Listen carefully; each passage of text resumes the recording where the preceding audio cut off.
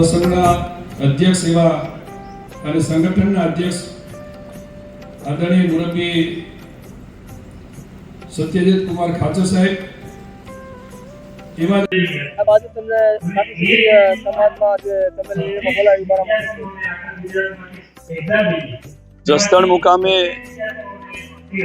સૌરાષ્ટ્ર ને ગુજરાતના સમગ્ર કાઠી સમાજના સૌ આગેવાનોએ કાઠી ક્ષત્રિય સમાજનું સંમેલન જસદણ મુકામે બોલાવવામાં આવેલું.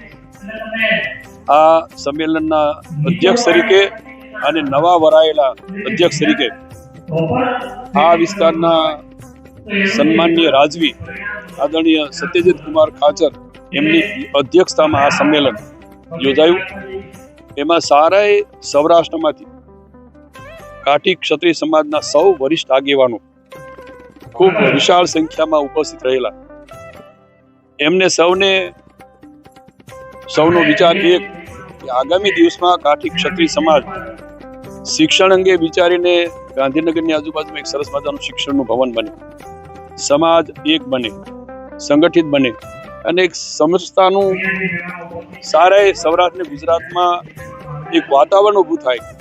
કાઠી ક્ષત્રિય સમાજના એક નહીં પણ એની સાથે અન્ય સમાજના સૌને જોડી અને એમને પણ હું બળ અને જરૂર પડે તો ક્યાંક એમની પડખે ઉભા રહેવા માટેનું સૌ કાઠી ક્ષત્રિય સમાજના લોકોએ પણ નિશ્ચય કર્યો છે, નક્કી કર્યું છે. આગામી દિવસમાં આ સમાજ યુવાઓ, મહિલાઓ અને યુવાનો ખાસ કરીને શિક્ષિત બને એના માટેનું પણ અહીંથી આજે મંથન ને ચિંતન થવાનું છે. એટલે આ કાઠી ક્ષત્રિય સમાજના સંમેલનમાં મને પણ આ વિસ્તારના પ્રતિનિધિ તરીકે, ધારાસભ્ય તરીકે, રાજ્ય સરકારના મંત્રી તરીકે ઉપસ્થિત રહેવા માટેનો મોકો મળેલો. મેં પણ આ સમાજનો આભાર વ્યક્ત કર્યો. હું દરબાર શ્રી સત્યજીત કુમાર ખાચર, જસદણ.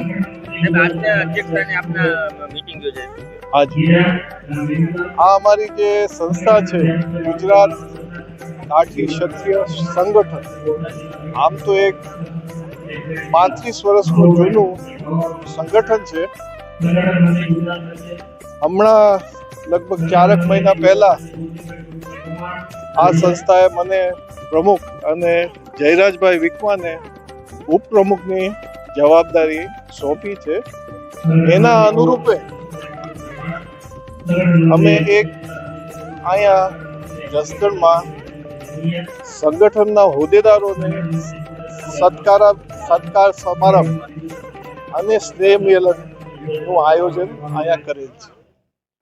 હાલની સંજોગોમાં દરેક સમાજ સંગઠિત થાય એ આવશ્યક છે અને કાઠી સમાજ સંગઠન દ્વારા પ્રગતિ કરે એ અમારી નેમ છે.